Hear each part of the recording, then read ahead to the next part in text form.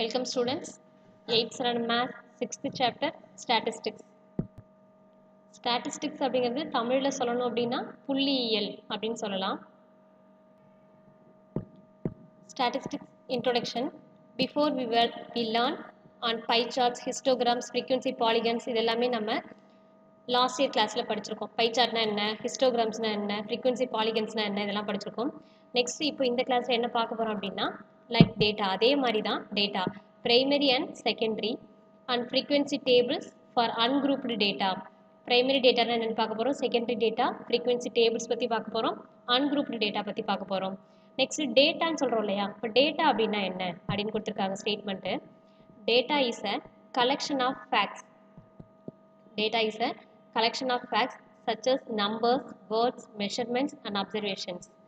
இப்போ டேட்டா அப்படின்றது collection of information, நமக்கு தேவையான இன்ஃபர்மேஷன்லாம் கலெக்ட் பண்ணுறோம் இல்லையா, நம்பர்ஸாக இருக்கலாம், வேர்ட்ஸாக இருக்கலாம், மெஷர்மெண்ட்ஸாக இருக்கலாம், இல்லை அப்சர்வேஷன்ஸ், இது எதுவாக வேணா இருக்கலாம். இதெல்லாம் நம்ம கலெக்ட் பண்ணுறோம் இல்லையா, இதுதான் கலெக்ஷன் ஆஃப் இன்ஃபர்மேஷன் அப்படின்னு சொல்லலாம் டேட்டாவை. For example staffs age in a company.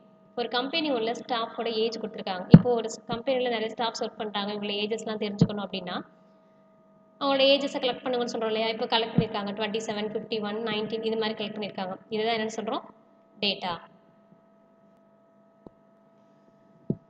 டேட்டாவில் சொன்னோம் இல்லையா, primary data, secondary data. First one primary data. These are the data that R collected in a person for the first time for a specific purpose. ஏதோ ஒரு பர்பஸ்க்காக ஒரு person என்ன பண்ணுறாங்க, first time போய் ஒரு இன்ஃபர்மேஷன் கலெக்ட் பண்ணுறாங்க. இதுதான் என்னென்னு சொல்கிறோம், primary data அப்படின்னு சொல்கிறோம். For example Kamaraj has collected the data of math marks from the students in person. Kamaraj அப்படின்றவங்க ஒரு கிளாஸ் ரூமில் மேத் மார்க்ஸ் வந்து என்ன பண்ணுறாங்க, கலெக்ட் பண்ணுறாங்க. இப்போ இந்த மாதிரி கலெக்ட் பண்ணுறத என்ன சொல்கிறோம், பிரைமரி டேட்டான்னு சொல்கிறோம். அவங்களுக்கு தேவையான டீட்டெயிலை போயிட்டு இந்த கிளாஸ் ரூமில் கலெக்ட் பண்ணிக்கிறாங்க. இது என்னன்னு சொல்கிறோம், primary data. For example census in a village. இப்போ நம்மளுடைய கிராமத்தில் மக்கள் தொகை எவ்வளோ இருக்குது அப்படின்னு கணக்கெடுக்கிறாங்க இல்லையா, இது primary data. Collection of colors which the students like in a class are some examples of primary data. Then primary data ஒரு எக்ஸாம்பிள் சொல்கிறாங்க. ஒரு கிளாஸ் ரூமில் நிறைய ஸ்டூடெண்ட்ஸ் இருக்காங்க. அந்த ஸ்டூடெண்ட்ஸ்கிட்ட போயிட்டு யாருக்கெல்லாம் என்னென்ன கலர்ஸ் பிடிக்கும் அப்படின்னு கேட்குறோம் இல்லையா, டிஃப்ரெண்ட் என்னென்ன கலர்ஸ் பிடிக்கும்னு கேட்குறோம். இப்போ இதை தான் என்ன சொல்கிறோம், பிரைமரி டேட்டா. பிரைமரி டேட்டா அப்படின்றது ஒரு பர்சன் ஃபர்ஸ்ட் டைம் போயிட்டு ஒரு இன்ஃபர்மேஷன் கலெக்ட் பண்ணுறாங்க, அதை தான் என்னென்னு சொல்கிறோம், primary data. Next one secondary data.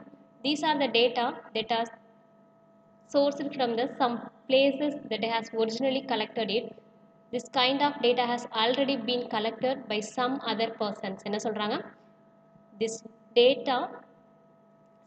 kind of data has already been collected by some other persons. Secondary data அப்படிங்கிறது அதர் பர்சன்ஸ், யாரோலையும் அந்த டேட்டா என்ன பண்ணியிருக்கோம், கலெக்ட் பண்ணியிருப்பாங்க ஆல்ரெடி. அந்த கலெக்ட் பண்ண டேட்டாவை யாருக்கு தேவைப்படுதோ அவங்க போய் அவங்க கிட்ட வாங்கிக்கிறது தான் என்னன்னு சொல்கிறது, secondary data. For example the details of patta for the land can be had from the registration office. இப்போ நமக்கு லேண்டோட பட்டா வேணும் அப்படின்னா இதுக்கான டீட்டெயில்ஸ் எங்கே இருக்கும் அப்படின்னு சொல்கிறாங்க, ரிஜிஸ்ட்ரேஷன் ஆஃபீஸ், அங்கே வாங்கிக்கலாம் அப்படின்னு சொல்கிறாங்க. அப்போ ரிஜிஸ்ட்ரேஷன் ஆஃபீஸில் ஆல்ரெடி அவங்க கலெக்ட் பண்ணி வச்சுருக்காங்க. தென் பர்த் டெத் டீட்டெயில்ஸ்லாம் இருக்கு இல்லையா, இப்போ இந்த டீட்டெயில்ஸ்லாம் ஆல்ரெடி கலெக்ட் பண்ணி வச்சுருப்பாங்க. இப்போ நமக்கு அந்த டேட் அண்ட் சர்டிஃபிகேட்ஸ்லாம் வேணும் அப்படின்னா நம்ம போய் அவங்கக்கிட்ட கேட்டு வாங்கிக்கணும். இப்போ இதுதான் என்னென்னு சொல்கிறோம், செகண்டரி டேட்டா. இப்போ செகண்டரி டேட்டா அப்படிங்கிறது already been collected by some other person, யாராலேயோ அந்த டேட்டா ஆல்ரெடி கலெக்ட் பண்ணி வச்சுருப்பாங்க. இதுதான் என்னென்னு சொல்கிறோம், செகண்டரி டேட்டா. இப்போ ஸ்டாட்டிஸ்டிக்ஸை ரியல் லைஃப் சுச்சுவேஷன்ஸ்லையும் யூஸ் பண்ணலாம் அப்படிங்கிறதுக்காக டயக்ராம் கொடுத்துருக்காங்க. ஃபர்ஸ்ட் ஒன் சொல்லியிருக்கிறது ஒரு சர்க்கிள். இந்த சர்க்கிளை டிவைட்ஸ் பார்ட்ஸாக கொடுத்துருக்காங்க. Pie charts are used in our daily life activities. Daily life ஆக்டிவிட்டீஸ்க்கான பை சார்ட்ஸ் கொடுத்துருக்காங்க. என்ன, அதாவது டைமிங் 24 ஹவர்ஸ் இருக்கு இல்லையா, அந்த 24 ஹவர்ஸை இந்த பை சார்ட்ஸில் நமக்கு டிவைட் பண்ணி கொடுத்துருக்காங்க. இப்போ ரீடிங்க்கு எவ்வளோ டைம் எடுத்துக்கிறாங்க, பிளேயிங்க்கு, லிசனிங்க்கு, இந்த மாதிரி ரிலாக்ஸேஷன் டைமுக்கு எவ்வளோ டைம் எடுத்துக்கிறாங்க அப்படிங்கிறத இந்த பை சார்ட் மூலமாக நமக்கு இங்கே போட்டிருக்காங்க. Next one, histograms are used in a stock market to represent the returns of stock buyer. இப்போ ஹிஸ்டோகிராம் இப்போ ட்ரா பண்ணியிருக்கோம் இல்லையா, இதை என்னென்னு சொல்கிறோம், ஹிஸ்டோகிராம்னு சொல்கிறோம். ஸ்டாக் மார்க்கெட்டிங்கில் இப்போ ஹிஸ்டோகிராம் யூஸ் பண்ணலாம். Next one frequency table. Data சொன்னோம், பிரைமரி டேட்டா, செகண்டரி டேட்டா, அதுக்கப்புறம் என்னென்னு சொன்னோம், ஃப்ரீக்வன்சி டேபிள் பார்ப்போன்னு சொன்னோம். நெக்ஸ்ட் ஒன் என்ன, அன்குரூப்டு டேட்டா. இப்போ third one frequency table distribution table. Frequency distribution அப்படின்னா a frequency distribution is the arrangement of the given data in the form of the table showing frequency with which each variable occurs. இப்போ frequency distribution அப்படிங்கிறது இப்போ நமக்கு ஒரு data கொடுத்துருப்பாங்க. அந்த டேட்டாவை நம்ம என்ன பண்ணுறோம் அப்படின்னா ஒரு டேபிளேஷனில் நம்ம பண்ணுறது தான் என்ன அப்படின்னா ஃப்ரீக்வன்சி டிஸ்ட்ரிபியூஷன் டேபிள். இப்போ இது என்னன்னு சொல்கிறோம், இந்த டேபிளை டூ டைப்ஸ் சொல்லியிருக்காங்க. There are 2 types of distribution table, namely frequency distribution table for ungrouped data and frequency distribution table for grouped data. இதை என்ன சொல்கிறோம், ungrouped data ஒன்று இருக்குது, grouped data ஒன்று இருக்குது. Then construction of frequency distribution for the ungrouped data. இப்போ ungrouped data என்னன்னு சொல்லியிருக்காங்க, an ungrouped data has assumed only whole numbers and exact measurements. இப்போ ungrouped data அப்படின்னா அதில் என்ன இருக்குன்னா whole numbers அப்படிங்கன்னா 0ல ஸ்டார்ட் ஆகும் இல்லையா, ஹோல் நம்பர்ஸ் இருக்கும். அண்ட் எக்ஸாக்ட் மெஷர்மெண்ட் கொடுத்துருக்கிறது எப்படி இருக்கும், மெஷர்மெண்ட் எக்ஸாக்டாக இருக்கும். These are data that cannot have a range of values. கொடுத்துருக்க வேல்யூஸ்க்கு நம்ம ரேஞ்ச் ஃபைண்ட் அவுட் பண்ண முடியாது. as usual way to represent this by using bar graph. இந்த ungrouped டேட்டாவை நம்ம எதில் மென்ஷன் பண்ணலாம் அப்படின்னா பார் கிராஃப் யூஸ் பண்ணலாம். For example, the number of teachers in a school, the number of players in a game. இப்போ அன்குரூப்டு டேட்டாக்கு என்ன சொல்கிறாங்க, இந்த number of teachers in school, ஒரு ஸ்கூலில் டீச்சர்ஸ் எவ்வளோ இருக்காங்க அப்படிங்கிற கவுண்டிங்கும், இந்த number of players in game, ஒரு கேமில் எவ்வளோ பிளேயர்ஸ் இருக்காங்க அப்படின்னு சொல்கிறது எக்ஸாம்பிளுக்கு சொல்லியிருக்காங்க. அன்குரூப்டு டேட்டாக்கான 2 எக்ஸாம்பிள்ஸ்.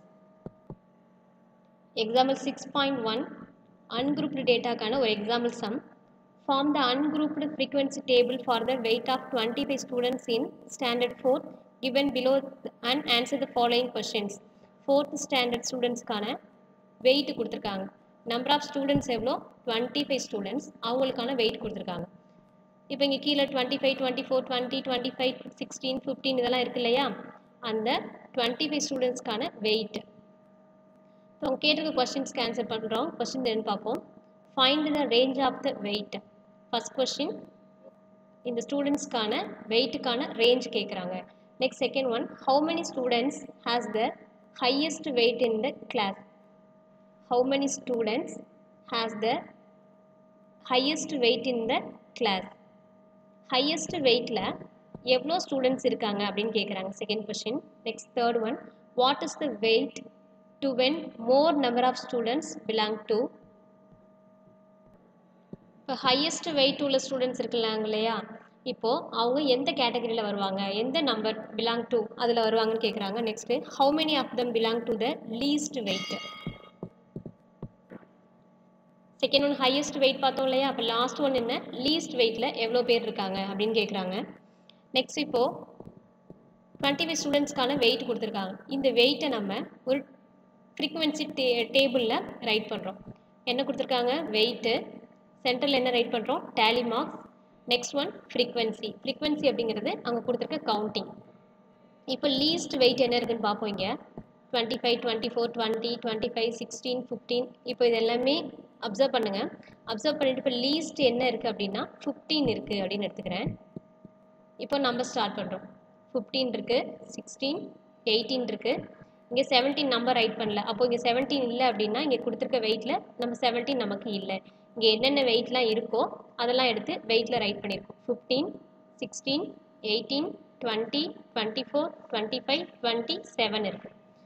நெக்ஸ்ட் இப்போ 15 இந்த டேலி மார்க்ஸை விட்டுட்டு ஃப்ரீக்வன்சி ஃபஸ்ட்டு போடுங்க. இப்போ வெயிட் 15 கொடுத்துருக்கோம், ஃப்ரீக்வன்சியில் நம்பர் 3 கொடுத்துருக்கோம். இந்த 3 அப்படின்றது 15 வந்து இங்கே எத்தனை டைம்ஸ் இருக்குன்னு ஃபஸ்ட்டு கவுண்ட் பண்ணுங்கள். 1, 2, 3. அப்போ 15 வெயிட்டில் எத்தனை மெம்பர்ஸ் இருக்காங்க, 3 மெம்பர்ஸ் இருக்காங்க. So frequency 3. Next one weight 16. 16ல் எவ்வளோ இருக்கும் அப்படின்னா இங்கே ஃப்ரீக்வன்சி 4 கொடுத்துருக்கோம். அப்போ நம்பர் ஆஃப் ஸ்டூடெண்ட்ஸ் எவ்வளோ இருக்காங்க, 4. 1, 2, 3,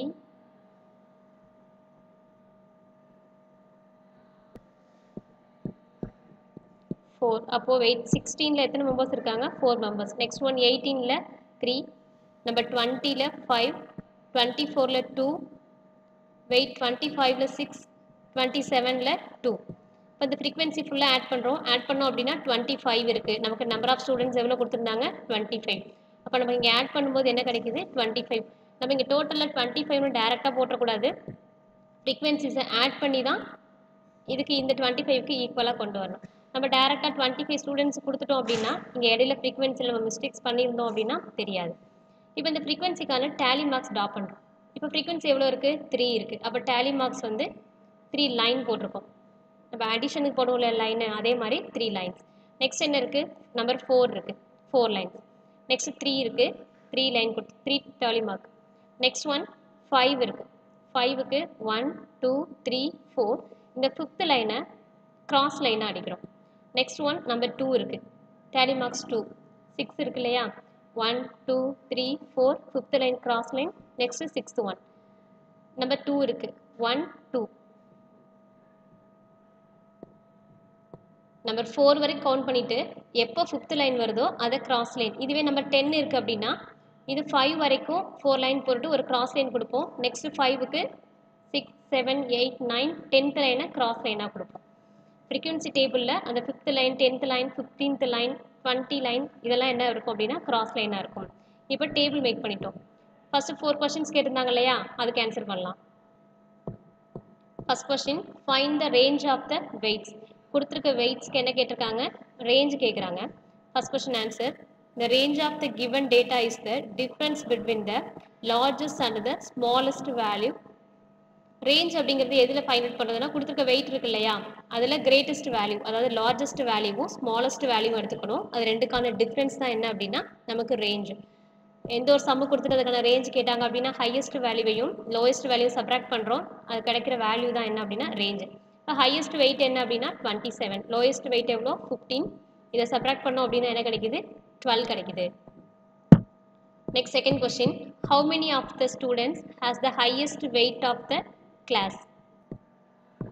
second question, from this table. இப்போ டேபிள் நம்ம ஃப்ரீக்வன்சி ரைட் பண்ணியிருக்கோம் இல்லையா, அப்போ அதை வச்சுட்டு என்ன பண்ணுறோம்? செகண்ட் கொஸ்டின் ஆன்சர் பண்ணுறோம். 2 of the students have the highest weight of 27 kg. highest weight என்ன சொல்லியிருக்கோம்? 27. இந்த 27 kg எத்தனை ஸ்டூடெண்ட்ஸ் இருக்காங்க அப்படின்னு கவுண்ட் பண்ணோம்னா 2 ஸ்டூடெண்ட்ஸ் இருக்காங்க. Next third question, what is the weight of which more number of students belong to. Third ஒன்று, highest weight உள்ள ஸ்டூடெண்ட்ஸ் எதில் அதிகமாக வராங்க அப்படின்னு கேட்குறாங்க. இப்போ ஹையஸ்ட் வெயிட் அப்படின்னு அதிகமாக இருக்கிறது எதுலன்னு பார்த்தோம் அப்படின்னா ஸ்டூடெண்ட்ஸோட கவுண்டிங் பார்த்தோம்னா இங்கே தான் 6 இருக்குது. 6 அப்படின்றது எவ்வளோ வெயிட்டு? 25 வெயிட். இப்போ 25 வெயிட் வந்து எத்தனை ஸ்டூடெண்ட்ஸ் இருக்காங்க? 6 ஸ்டூடெண்ட்ஸ் இருக்காங்க. அப்போது என்ன கேட்குறாங்க? தேர்ட் ஒன்ல 6 students belong to 25 kg weight. இப்போ 25 kgயில் 6 ஸ்டூடெண்ட்ஸ் இருக்காங்க. Next fourth question, how many of them belong to the least weight. இப்போ எத்தனை பேர் லீஸ்ட் வெயிட்டில் இருக்காங்க? இருக்கிற லீஸ்ட் வெயிட் எது? டேபிளில் பார்த்தோன்னா தெரியும், 15 தான் லீஸ்ட் வெயிட். இப்போ இந்த லீஸ்ட் வெயிட்டில் எத்தனை மெம்பர்ஸ் இருக்காங்க? 3 மெம்பர்ஸ். அப்போ லாஸ்ட் ஒனுக்கு answer 3 students belong to the least weight of 15 kg. இப்போ கொடுத்துருக்க டேபிளை வச்சு ஈஸியாக ஆன்சர் பண்ணியிருக்கோம் இல்லையா? இப்போது நமக்கு ஆன்சர் பண்ணுறதுக்கு ஈஸியாக இருந்ததா அப்படின்னு கேட்டிருக்காங்க. Last one exercise 6.1 third question, represent the following data in ungrouped frequency table which gives the number of children in 25 families. number of children கொடுத்திருக்காங்க, families எவ்வளோன்னு கொடுத்திருக்காங்க? 25 families கொடுத்திருக்காங்க. இப்போ கொடுத்துருக்கிறது எப்படி இருக்குது? ungrouped டேட்டாவாக இருக்குது. இதுக்கு நம்ம frequency table மேக் பண்ணணும். இப்போ இதுக்கான சில்ட்ரன்ஸ்க்கான கவுண்டிங் கொடுத்துருக்காங்க. 1 3 0 2 5 2 இப்படி இருக்குது. டேபிளேஷன் போடுறோம். Number of children, tally marks, frequency. இப்போ நம்பர் ஆஃப் சில்ட்ரன் என்ன இருக்குது? லீஸ்ட்டில் என்ன இருக்குது? இங்கே 0 இருக்குது. இப்போ 0லேருந்து நம்ம ஸ்டார்ட் பண்ணலாம். அதிகமாக என்ன இருக்குது? 0 இருக்குது. நெக்ஸ்ட்டு 1 2 3 4 5 வரைக்கும் இருக்குது. நெக்ஸ்ட் நம்பர் என்ன இருக்குது? 6 இருக்கா? 6 இருக்குது. 7 6ஓட ஸ்டார்ட் பண்ணிக்கலாம். அப்போ நம்பர் ஆஃப் சில்ட்ரன் 0 1 2 3 4 5 6. இங்கே என்ன நம்பர்ஸ் இருக்கோ அதுதான் ரைட் பண்ணியிருக்கோம். நெக்ஸ்ட்டு ஃப்ரீக்வன்சி ரைட் பண்ணுறோம். நம்பர் ஆஃப் சில்ட்ரன் எவ்வளோ? 0. இப்போ 0 எத்தனை டைம்ஸ் இருக்குது? இங்கே ஒன்று இருக்குது. நெக்ஸ்ட்டு இங்கே 2 டைம்ஸ் இருக்கா? அப்போ frequency 2. Next number of children 1 பார்த்தோம் அப்படின்னா எத்தனை டைம்ஸ் இருக்குது? 6 டைம்ஸ் இருக்குது. இங்கே 1 கவுண்ட் பண்ணிங்கன்னா தெரியும் 6 டைம்ஸ். நம்பர் அதே மாதிரி நம்பர் ஆஃப் சில்ட்ரன் 2 வந்து 6. நம்பர் ஆஃப் சில்ட்ரன் 3 வந்து ஃப்ரீக்வன்சி 4 ஃபேமிலிஸில் இருக்குது. நெக்ஸ்ட் ஒன் 4 வந்து 3 ஃபேமிலிஸ், 5 3 ஃபேமிலிஸ், 6 வந்து 1 ஃப்ரீக்வன்சி என்ன இருக்குது 1. இப்போ இதை ஆட் பண்ணுறோம். ஆட் பண்ணும்போது என்ன கிடைக்குது 25 ஃபேமிலி சொன்னாங்க இல்லையா, இப்போ ஆட் பண்ணும்போது 25 இருக்குது. டேலி மார்க்ஸ் கொடுக்குறோம். ஃப்ரீக்வன்சி 2வா, அப்போ 2 லைன் ட்ரா பண்ணுறோம். இங்கே ஃப்ரீக்வன்சி என்ன இருக்குது 6 இருக்குது. 1 2 3 4 ஃபிஃப்த் லைன் கிராஸ் லைன், தென் 6th. நெக்ஸ்ட் 6 இருக்கா, 1 2 3 4 fifth line cross line, 6th line. Next இதெல்லாம் உங்களுக்கு தெரியும் 4 3 3 1 தான் இருக்குது. இப்போ கொடுத்துருக்க அன்குரூப்டு டேட்டாக்கு என்ன பண்ணியிருக்கோம், ஃப்ரீக்வன்சி டேபிள் ட்ரா பண்ணியிருக்கோம்.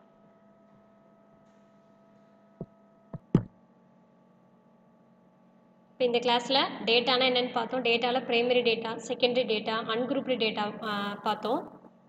தென் ஃப்ரீக்வன்சி டேபிள் எப்படி மேக். நெக்ஸ்ட் கிளாஸில் grouped data, continuous data, continuous series, discontinuous series இதெல்லாம் பற்றி பார்க்கலாம். Thank you students.